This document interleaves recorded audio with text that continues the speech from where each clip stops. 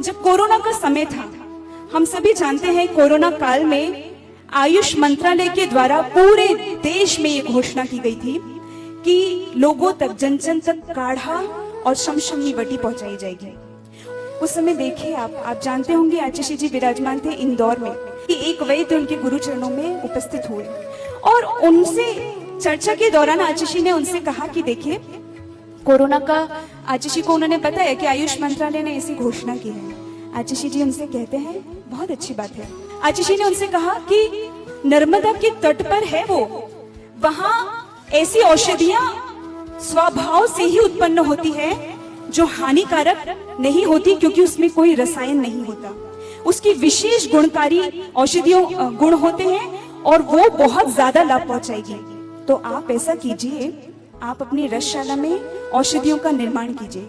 और काढ़े के लिए कहा था, जिसके लिए गिलोय की अत्यंत आवश्यकता थी। गुरु के वचन जैसे कहा गुरु होते हैं ना, तो एक बार उन्होंने कह दिया, पूरी कमेटी के मेंबर्स और जो भी ट्रस्टी आदि हैं, वैद्यगण हैं, सारे लोग इस चीज के लिए जुट गए। 3 दिन बाद आचार्य जी ने पुनः उनसे बात की और कहा, देखिए, आप उन औषधियों को लेंगे तो आप ये याद रखिएगा कि वो जो औषधि है ना, आप उसको रोज रोज वहां से इकट्ठा करना, ताजी औषधि लेना।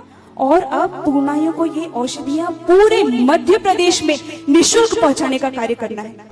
आचार्य जी ने उस औषधि दान के माध्यम से पीछे जो सोचा है, आपको वो उद्घाटित करती हूँ। निश्चित है आपका रोम रोम उससे रोमांचित हो जाएगा।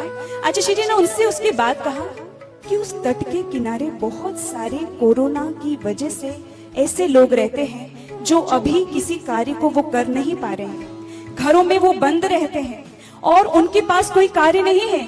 तो आप उनसे कहिएगा, उनमें से कई ऐसे लोग हैं जो नदी के किनारे जाके मछलियों को पकड़ते हैं और उनको बेच करके अपनी आजीविका चला रहे हैं। उनको बुलाइए, उनसे कहिए कि आप हमें रोज जंगल से गिलोय इकट्ठा करके दीजिए, हमें उन सारी औषधियों को दीजिए जो आप वहां जानते हैं।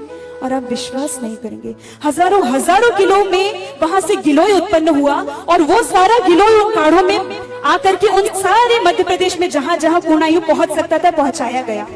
और इसके द्वारा आपको क्या लगता है आचार्य जी ने क्या किया? उन मछुआरों को भी कार्य मिल गया, उनके घर संपन्न हो गए, मांसाहार से वो दूर हो गए। आप देखिए गुरु की दिव्य दृष्टि कितनी दूर की होती है। उनको पैसा मिला, उन लोगों ने यहाँ औषधियां पहुंचाई और आरोग्य का ये एक बहुत बड़ा उदाहरण पूरे सरकार के सामने प्रस्तुत हुआ।